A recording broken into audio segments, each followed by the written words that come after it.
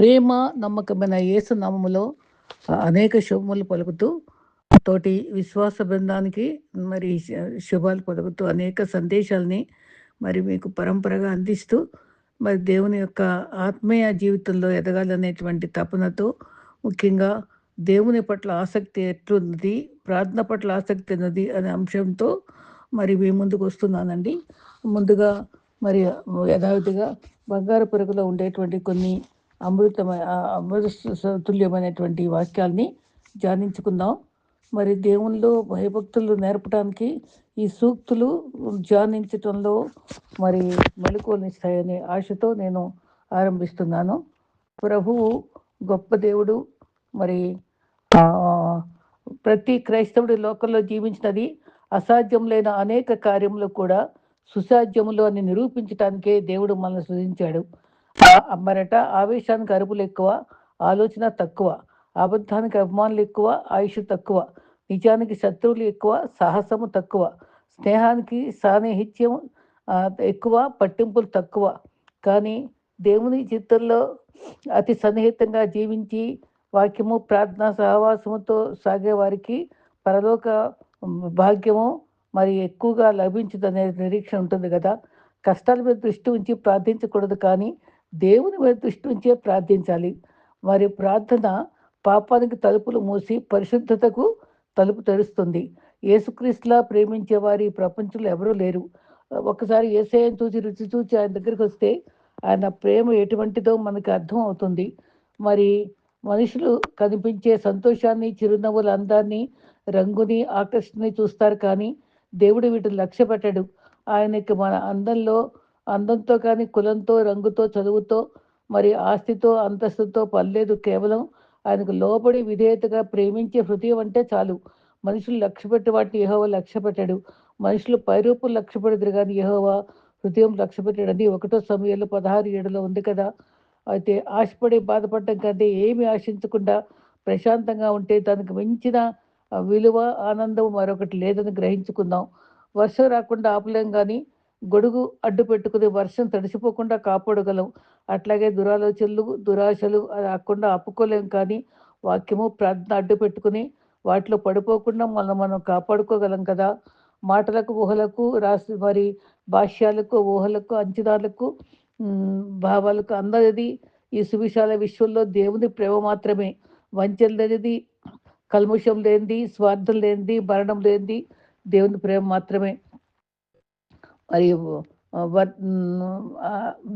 వర్ణనకు అందంది దేవుని ప్రేమ పరిపూర్ణంగా నెరవేర్చబడింది కలువరి సిలువలో. గనుక మనం క్రీస్తు మరణము, మరి సేవ, పునరుద్ధానము, ఇవన్నిటినీ కూడా మనం దీని నిజమైన ప్రేమను మనం చూడగలగటానికి దేవుడు మనకు సహాయం చేస్తాడు. కోరిక కొన్నాళ్ళే బతికిస్తుంది, కానీ ఆశ చచ్చిదాకా బతికిస్తుంది. కానీ ఆశయముకి చావే లేదు. అది మనం ఎప్పుడు గుర్తుపెట్టుకోవాలి. కరిగిపోతే తెలుస్తుంది కొవ్వొత్తి విలువ, గడిచిపోతే తెలుస్తుంది కాలం విలువ, దూరం అయితే తెలుస్తుంది ప్రేమ విలువ, విడిపోతే తెలుస్తుంది మనిషి విలువ. ఈ రకంగా మనం గమనించుకోవాలి. దేవుణ్ణి దూరం అయితే తెలుస్తుంది నష్టం విలువ.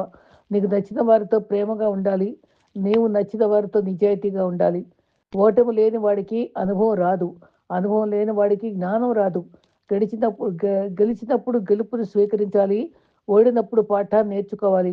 ఎలా నిలదొక్కుకోవాలన్నది కూడా మన చేతిలోనే ఉంది. టైం అందరికీ ఒకేలాగా అనిపిస్తుంది, కానీ అందరూ ఒకేలాగా వాడుకోలేరు. సమయం సద్వినియోగం చేసుకోమని బైబిల్ చెప్తుంది.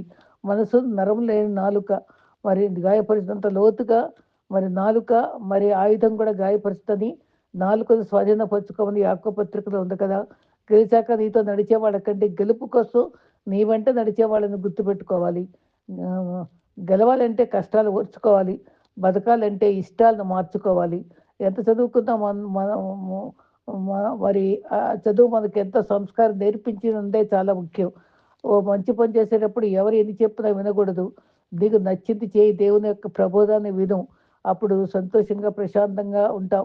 జీవించడం వేరు, బ్రతకడంలో ప్రాణం మాత్రమే ఉంటుంది. జీవించడంలో సంతృప్తి, అనుభూతి కూడా ఉంటుంది. మరి అదృష్టంలో పైకి వచ్చిన వాడికి చెట్టు ఎక్కడం మాత్రమే తెలుసు, కానీ స్వయం కృషితో వచ్చిన వాడికి చెట్టు ఎక్కడం, దిగటం కూడా వస్తుంది. మొదటివాడు ఎప్పుడు కింద పడతాడా అని భయంతో ఉంటాడు, కానీ పడినా మళ్ళీ తిరిగి ఎక్కగలన ధైర్యంతో స్వయం కృషితో వచ్చినవాడు దేవుని మీద ఆధారపడి జీవిస్తాడు కనుక అది ముఖ్యం. నేను తక్కువ చేసి మాట్లాడినప్పుడు మౌనంగా ఉండటం, తిట్టినప్పుడు కోపం చూపించకుండా ఉండటం, పొగిడినప్పుడు గర్వంతో విరవేయకుండా ఉండటం నేర్చుకోవాలి. నువ్వు నేర్చుకున్న ప్రతిదీ నిన్ను ఒక్కొక్కటి మెట్టికి పైకి చేరుస్తాయి. దేవుడు నీ చేపట్టుకుని నిన్ను ఉన్నతమైన శిఖరం నుంచోబెట్టగలడు. చేసిన మంచిది మర్చిపోయి తన తప్పులనే చూపించే సమాజం ఇది. మరి వెన్నుపోటు పొడిచే సమాజానికి జాగ్రత్తగా పడే వివేకంతో జీవించాలి. నీ జీవితం కోసమే కష్టపడుతున్నావు. నీ కష్టం ఎప్పటికి వృధా కాదు. నువ్వు చింతించే ప్రతి చెమట చుక్క 100 రెట్ల ఆనందాన్ని పొందుకుంటావు. మరి కష్టే పది కదా అని దేవుని మీద ఆధారపడి జీవించే జీవితమే, ఆనుకుని జీవించే జీవితము శాంతి ఉంచుతుంది. మెచ్యూరిటీ వయసుతో రాదు. ఎదుర్కొన్న పరిస్థితులు, జీవితంతో పోరాడే రోజులు, చుట్టూ ఉన్న మనుషులు, కష్టాలు, కన్నింటిని బట్టే మెచ్యూరిటీ వస్తుందని గుర్తుపెట్టుకోవాలి. మంచిగా బ్రతకాలనుకునే వారు ఏ విమర్శకాన్ని తట్టుకుని విసిరి పారేయాలి. ధైర్యం కలిగి ఉండాలి. దేవుని వైపు చూడాలి. అది దేవుని భయభక్తులు బహుధైర్యం పుట్టిస్తుంది. మన దేవుని వైపు చూస్తూ ధైర్యంగా తలెత్తి బతకాలి. దేవుని పట్ల ఆసక్తిగా ఎట్లుండాలి, మన ఆసక్తి దేని యందు ఉంది అది గుర్తుపెట్టుకోవాలి. దేవుళ్ళకు దేవుల్లో బలపడి ప్రార్థనాపరునిగా ఆత్మీయుల అభివృద్ధి పొంది ఆత్మీయ వరాలతో అభిషేకం పొందాలంటే మనకు సరైన ఆసక్తి కావాలి. దావీదు మాటల్లో ఎంతో చక్కటి మాటలు చెప్పాడు. 119, 139లో కావున నా ఇంటిని గురించిన ఆసక్తి భక్షిస్తుంది అన్నాడు. మన భక్తి మొక్కుబడిగా చేస్తున్నామా? ఆత్మ సంపాదనల పట్ల భక్తి చేస్తున్నామా? అది నిజమైన ఆసక్తి ఉందా? సంఖ్యాకాండ 25:12లో దేవుని విషయమందు ఆసక్తి గలవాడు ఫీనెహాస్ అని తన ఒక జీవితం గురించి చాలా స్పష్టంగా చెప్పారు. అతను అహరోను మనవడు. అయితే మరి మోయాబీయులతో కలిసి, మిశ్రమ జాతితో కలిసి ఇశ్రాయేలీలు మరి చాలా వ్యభిచార దృష్టితో ఉంటూ చాలా పాపాలకు లోనైనప్పుడు దేవుడు చాలా దుఃఖపడి రోషపడతాడు. కానీ ఏమీ అసహాయ స్థితిలో ఉండే టైంలో మరి అసభ్యంగా ఉండేటువంటి ఒక ఇంట్లో ఉండేటువంటి భార్యాభర్తల యొక్క పాపాన్ని సహించలేక రోషపడి ఫీనెహాసు వెళ్ళి ఈటె పట్టుకుని వాళ్ళిద్దరిని చంపేస్తాడు. ప్రభువుకి అది చాలా ఇష్టమవుతుంది. వెంటనే పాళెంలో చాలా భయం కలుగుతుంది. దేవుని యొక్క ఉగ్రత ఇలా ఉంటుందని వాళ్ళు గ్రహించుకొని అప్పుడు పాపానికి దూరం అవుతున్న దేవుడు చాలా ఇష్టపడి తన రోషాన్ని అందిపుచ్చుకున్న ఫీనెహాసుని చాలా గౌరవించాడు. తన తరాన్ని చాలా దీవించాడు. అందుకనే దేవుని విషయమందు రోషము గల, ఆసక్తి గల ఫీనెహాసుకి మంచి పేరు పొందుకున్నాడు. ఒకరోజు పాపం చేస్తూ ఈ రకంగా ఈటతో చంపటమే తను చేసిన పని. కొలస్సీ 4:1లో 13లో ఎపఫ్రా విషయము దేవుని పిల్లల కొరకు ఆసక్తి గలవాడు, బహు ప్రయాసపడినవాడు, అంత జీల్ అని ఉంటుంది ఇంగ్లీష్లో. నిలకడగా ఉండాలి, ఎల్లప్పుడూ ప్రార్థన చేసేవాడు ఎపఫ్రా. తర్వాత రక్షణకి అన్యులను క్రీస్తులకు నడిపించాడు. అటువంటి విశ్వాసగా ఉండటానికి దేవుడు కోరుకుంటున్నాడు మనల్ని. బలవంతంగా మందిరానికి ఆహ్వానించి మరి రక్షణ గురించి నడిపించిన ఎంతోమంది సాక్ష్యాలు వింటున్నాం మనం. పౌలు గురించి ఆసక్తి గమనిస్తే గతంలో దేవుని సువార్త అందించోట ఆత్మల భారములు వెడలిపోయి దేవునితో ఉండాలని ఆసక్తిగా చూపించాడు. దేవుని విశ్వాసంలో పరిచర్య చేసిన పౌలును చూసి ఆసక్తితో నాకు కలిగిన ఈ ఆసక్తి మరి లోతు తీతు హృదయంలో అటువంటి ఆసక్తిని కలిగించడానికి, తిమోతిలో కలిగించడానికి పౌలు చాలా ప్రయాసపడ్డాడు. 2 కొరింథీ 2:16లో రాయబడింది. ఏలియాలో ఉన్న ఆసక్తి ఎలీషాతో రెట్టింపుగా నిండిపోయింది. అద్భుతాలు రెట్టింపు ఎలీషా చేయగలిగాడు. మొదటి ప్రార్థనా విషయంలో మనకి ఆసక్తి కావాలి. గతంలో ప్రార్థనా భారం అని నేడుందా? గతంలో ఒక గంట ప్రార్థన చేసేవాళ్ళు 5 నిమిషాలు చేయలేకపోతున్నామా? మనలో బలహీనతలు ఉన్నాయేమో గమనించుకోవాలి. యాకోబు 5:17లో ఏలియా మనలాంటి వాడే, సామాన్యవాడే, కానీ ఆసక్తితో ప్రార్థన చేసి ప్రకృతి శాసించాడు. దేవుని సన్నిధిలో ఎలా చేరుతుంది, ప్రతిఫలం ఇస్తాడనేటువంటి నమ్మకంతో మనం ప్రార్థించాలి. క్రీస్తు 3.5 సంవత్సరాలు వ్యర్థంగా గడపలేదు. ఎంతో ప్రార్థనాపూర్వకంగా దేవుని చిత్తంలో గడిపాడు. కుటుంబ ప్రార్థన పట్ల మనకు ఏకాంత ప్రార్థన పట్ల ఆసక్తి ఉందా? లేచో మనం దేవుని సన్నిధి చేరి దాన్ని సరి చేసుకోవాలి. మందిర పరిచర్య పట్ల ఆసక్తి ఉందా? అద్భుతాలు ఎదుర్కోవాలంటే ఆసక్తి గల ప్రార్థనలు కావాలి, పట్టుదల ప్రార్థనలు కావాలి. విశ్వాసకి చాలా చాలా అవసరం. సువార్త పరిచర్య ఎడల ఆసక్తి తీతు హృదయము పౌలు ద్వారా కలిగింది. పౌలు ఆసక్తి తీతు పొందాడు. ఎఫత్రా, పౌలు, తీతు ఆసక్తిని గమనించుకోవాలి. ప్రార్థన సృష్టిని శాసించగలదు. యెహోషువ సూర్యుని ఆపగలిగాడు కదా! ఏలీయా వర్షం ఆపగలిగాడు. దేవుని మందిరంలో ఒక్క చాప వేసినా, తుడిచినా దేవుని దీవెన మనము దూరం కాదు. ఒక గిన్నెడు చల్లనీళ్ళు ఇస్తే ఆయన పేర మనం తప్పకుండా ప్రతిఫలం పొందుతామని రాసుంది. సం సంఘంలో బీదలకు సహాయపడటంలో కూడా ఆసక్తి కలిగి ఉండాలి. గలతీ 2:10 ప్రార్థనలో ఆసక్తి ఉండాలి. లేని వారికి తోడ్పడుతూ ఆసక్తి కలిగి ఉండటం, దేవుడు కోరే భక్తి, విధవరాలను పరామర్శించటం, దిక్కులేని ఆదరించటం అది నిజమైన భక్తిని గ్రహించుకోవాలి. మదర్ తెరీసా ఎంత చక్కని సేవ చేసిందండి. మరి మూడవదిగా అపోస్తల కార్యము 17:11లో మీరు దేశంలోని వారి ఆసక్తి కంటే ఎక్కువగా బెరియా వాళ్ళు ఆ దాతృత్వం గలవారి మరి ఎంతో చక్కగా మరి వాళ్ళు ప్రసంగం విని ఇంటికి వెళ్ళి వాక్యాన్ని పరిశోధించి వాళ్ళు స్థిరపడ్డారు వాక్యంలో. వాళ్ళు చాలా చక్కటి భక్తిని చూపించారని, దెస్సలోనియలే అసలు మంచి భక్తి గలవారు. వారికి మించిన భక్తి బెరియా వాళ్ళు చూపించారని చెప్పారు. వారి ఆసక్తి గొప్పది. వాక్యం పట్ల ఆసక్తి ఉండాలి. నోట్స్ రాసుకోవాలి. ప్రతీదీ ధ్యానించాలి. మరి నెమరు వేయాలి. ప్రకటన 3:10లో నువ్వు ఆసక్తి కలిగి మారుమనసు పొందుము. మారుమనసు పట్ల ఆసక్తి కావాలి. గెహజీకి తోడుగానే ఉన్నాడు కానీ దేవుని యొక్క ప్రవక్త పక్కన నిజమైన మారుమనసు లేదు. లోకాశతో నిండిపోయాడు. ఇస్కరియోతు కూడా అంతే. క్రీస్తుతో గడిపాడే కానీ తనకేమి మార్పు కనబడలేదు. మరి ఇద్దరు దొంగల్లో ఒకడు మారాడు, ఒకడు మారలేకపోయాడు కదా! అది మార్పు అనేది దేవుడు చిత్తంలో ఉంటుంది. కాబట్టి మనం ప్రార్థనలో, పేదలు ప్రేమించడంలో, వాక్యంలో, మారుమనసు పొందిన విషయంలో, విశ్వాస విషయంలో శోధనలో పడుకోకుండా మనం ఆసక్తిగా ఉన్నప్పుడు 1 కొరింథీ 15:58లో ప్రభువు గమనిస్తాడు కాబట్టి దేవుని యొక్క కార్యమునందు ఎల్లప్పుడూ ఆసక్తిగా ఉండండి. శోధనలో పడిపోవద్దని చక్కటి వాక్యం చెప్పబడింది. ఈ రకంగా దేవుని ఆసక్తి మరి జీల్ అంటారు. తీవ్రత గలవారై ఆసక్తి విషయంలో తీవ్రత గలవారై ఆత్మ విషయంలో తీవ్రత గలవారై ఆసక్తి విషయంలో మాంద్యులు కావద్దు అన్నాడు. ఆసక్తి అంటే ఏదైనా చేస్తే పని హృదయపూర్తిగా మనసు పెట్టి చేయాలి. అది ఆరంభించిన వాళ్ళు పూర్తి చేయాలి. మరి బెరియా ప్రాంతం వాళ్ళు ఆసక్తితో విన్నారు. మరి నిజమా కాదా పరిశోధించారు. చక్కటి ఆసక్తిని చూపించే దేవుని వైపు మరి గుర్తింపబడ్డారు. బొట్టి జక్కయ్యకు ఆసక్తి ఉంది. ఏ ఆసక్తి ఉంది? యేసుని చూడాలి అని. దానికోసం ఎంత మంచి ఆఫీసర్ అయినా సరే ప్రయాసపడి సిగ్గుపడక తను పొట్టివాడు కాబట్టి చెట్టెక్కి మరి చూశాడు. ప్రభు తను గుర్తించుకొని నేడే నీ ఇంటికి వస్తానని చెప్పి తన ఇంటికి రక్షణ వచ్చిందని చెప్పి ఎంతో గౌరవించడం జరుగుతుంది. అట్లా ఆసక్తిని తను నెరవేర్చుకున్నాడు. ఆ రకంగా మరి ఆసక్తి చాలా నంబర్ ఆఫ్ పాయింట్స్‌తో మనం ఉందండి. ఏలియాకు ఏలియాకు ఆసక్తి ఉంది. యాకోబు 5:17లో మన వంటి స్వభావమైన ఆసక్తితో ప్రార్థించాడు. ప్రార్థన ఫలితంగా వర్షం రాకుండా చేయగలిగాడు. తర్వాత బంధాలను విడగొట్టగలుగుతుంది. మరి ఆసక్తికరమైన ప్రార్థన అద్భుతాలు చేస్తుంది. 2 రాజులు 19:30లో యెహోవా ఆసక్తిని నెరవేర్చెను. ఒక పని నెరవేరుస్తుంది యెహోవా ఆసక్తి. అది సైన్యములకు అధిపతి యెహోవా ఆసక్తి దాన్ని నెరవేర్చెను. ఒక పని నెరవేర్చడానికి ఆసక్తి కావాలి. మరి ఒక అప్పుడే మనం ఆత్మీయంగా దృఢంగా ఎదుగుతాం.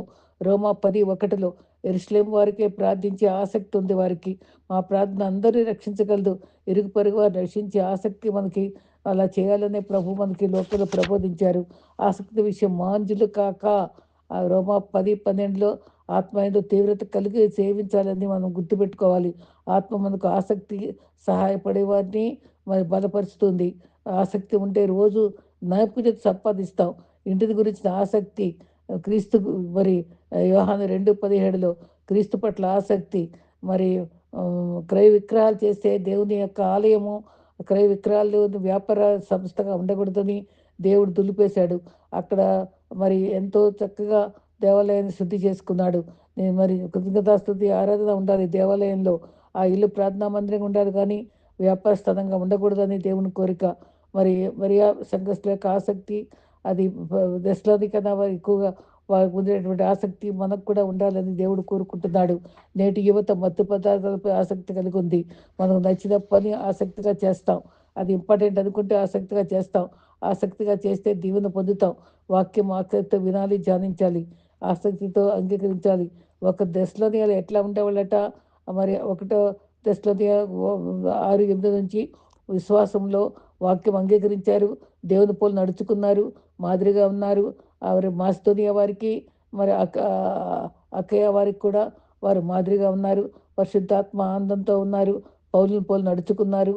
మరి మరి ప్రతి స్థలమందు వరకు విశ్వాసం వెల్లడైంది. వాళ్ళే అంత భక్తులు అనుకుంటే వాళ్ళని మించిన భక్తులు బెరయా వాళ్ళు ఉన్నారు. ఎందుకంటే పరిశోధించి వాక్యాన్ని ఎంతో క్షుణ్ణంగా తెలుసుకొని బలం పొందారు. తర్వాత ఏ పని చేయటంలో ఆసక్తి ఎక్కువగా ఉంటుంది స్వృతి సంఘానికి. మరి 4 గుంపులైపోయారు. వాటెంతో ఆత్మీయంగా స్థాపించిన కొరింథీ సంఘంలో ఆ పౌలు దృష్టిలోనే ఆ కేఫా వాడిని, పౌలు వాడిని, పేతురు వాడిని, అపోల్లో వాడిని, క్రీస్తు వాడిని అని పౌలు గుంపుగా 4 గుంపులైపోయారు. బుద్ధి కలిగే మాటలు చెప్పాడు. క్రీస్తు మాత్రమే మన కొరకు మరణించాడు. ఈ మనుషులు ఆ గుంపులు ఉండకూడదని చాలా హెచ్చరించాడు. మన దేవుని యందు మాత్రమే ఆసక్తి కలిగి ఉండాలని, ఆయా పరిచర్యలో ఆసక్తి కలిగి ఉండాలని కూడా చెప్పాడు పౌలు. పౌలు చాలా సేవ చేశాడు. చక్కటి పత్రికలు రాశాడు. ఆసక్తి లేకుండా ఏం జరగదు. ఆరంభంలో ఆసక్తి ఉండొచ్చు కానీ మరి అంతంగా ఉండకపోవచ్చు. ఫిలిప్పి 3:6లో దేవుని సంఘమును హింసించుచున్న ఆ టైంలో దేవుడు సౌలుగా ఉన్నప్పుడు వాళ్ళని క్రైస్తవుల్ని హింసించాలనే ఆసక్తి ఎక్కువగా ఉండేది. ఆ సౌలుగా ఉండే రోజుల్లో చెడు విషయంలో ఆసక్తి చూపించాడు. అది నెగటివ్ ఆసక్తి.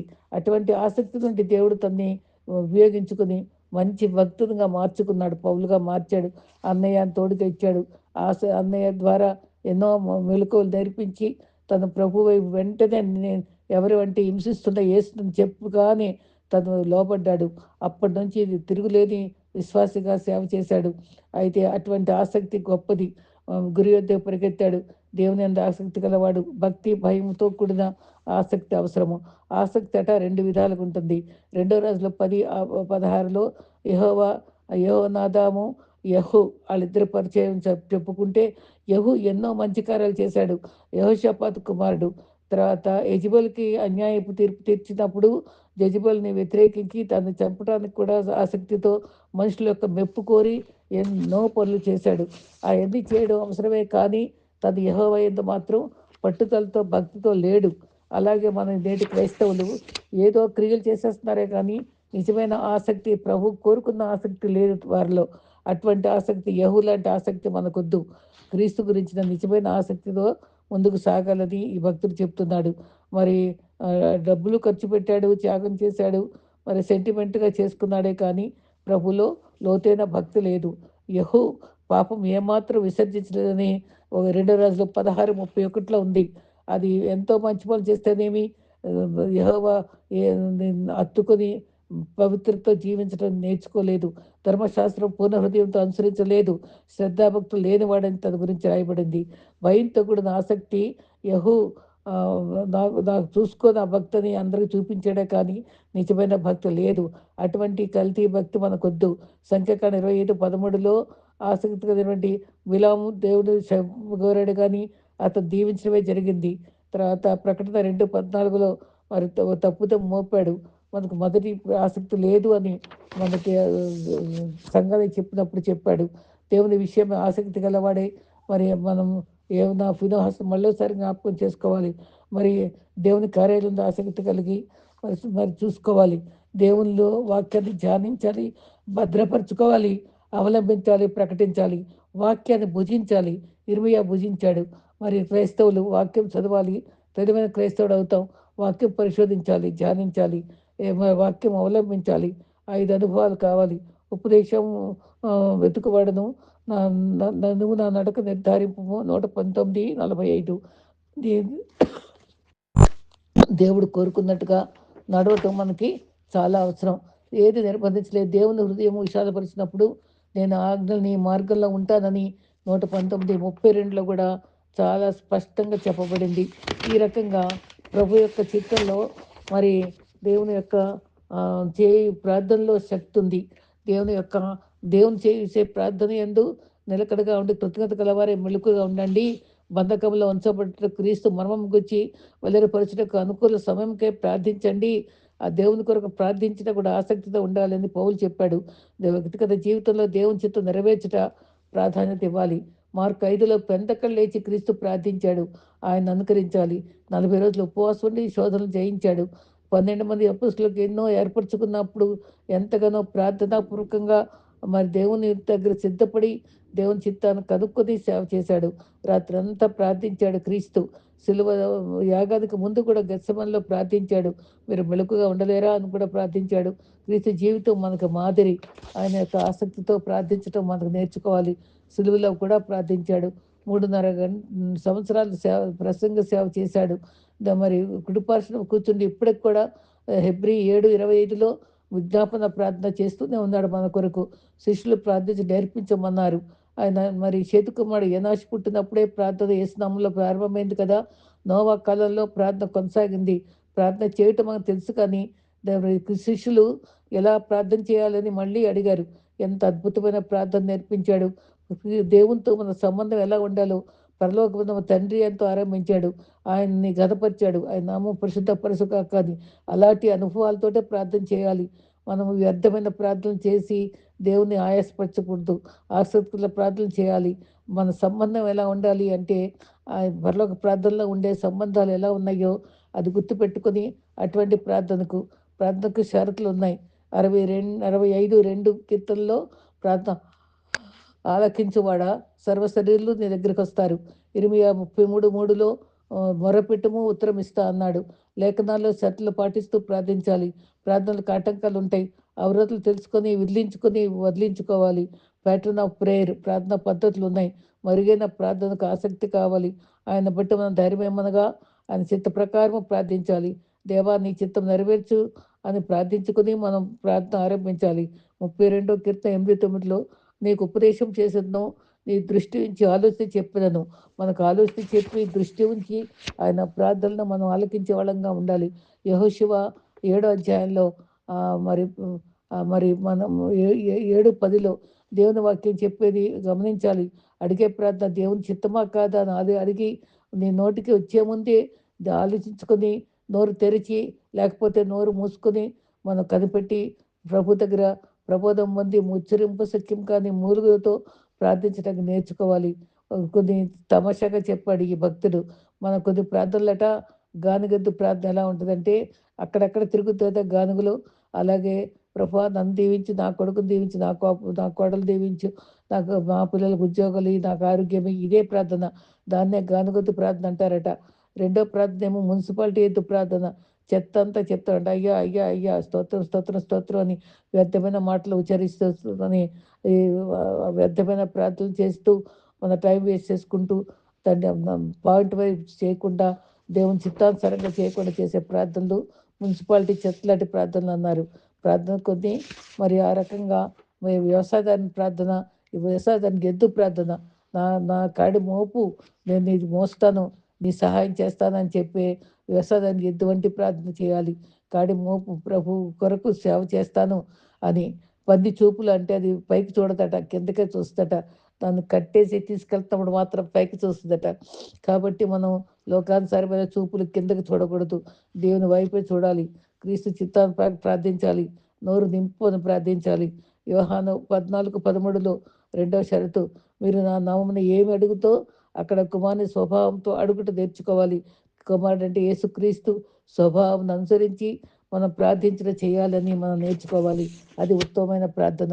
యేసునామమున ప్రార్థన చేస్తున్నామా? తండ్రి చిత్తంలో ప్రార్థన చేస్తున్నామా? మరి రోమా 8:26లో యుక్తంగా ఎలా ప్రార్థించాలి లేదు కానీ ఉచ్చరింపు సఖ్యం కానీ మూలికలతో ఆత్మీయ సహాయం చేస్తూ ఉంటాడు. హోషియా 12:13లో యాకోబు మగసిరిగా ప్రార్థన చేసి ఏడ్చి పట్టుదలగా ప్రార్థన చేసి బలం పొందాడు.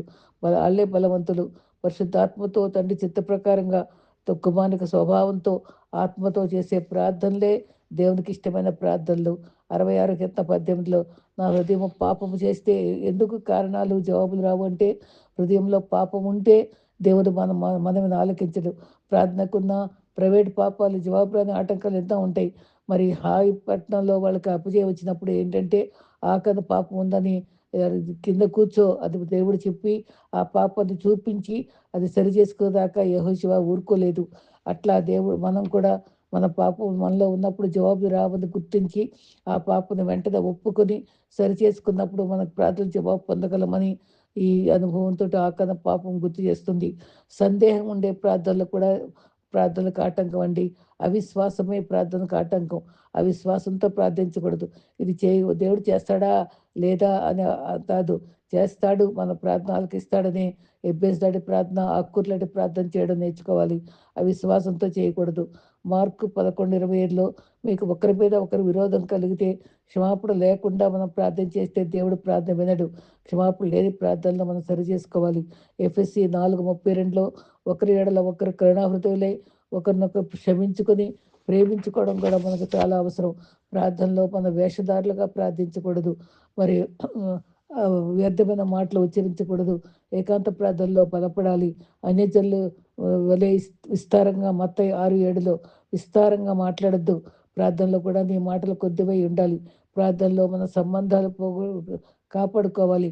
పరలోక ప్రార్థనలో ఉండే తండ్రి కొడుకుల సంబంధము, ఆరాధనకు యజమాని దాసుల సంబంధము, మరి మరి మేలు చేసి ఇచ్చిపుచ్చుకోవడంలో సంబంధము, ఆయన రిలేషన్షిప్ సృష్టికర్తతో మార్గదర్శిగా అనుసరించే సంబంధము, ఈ క్షమించే అనుభవాలు, ఇవన్నీ కూడా జ్ఞాపకం చేసుకుంటూ పూర్వకంగా ప్రార్థన నేర్చుకోవాలి.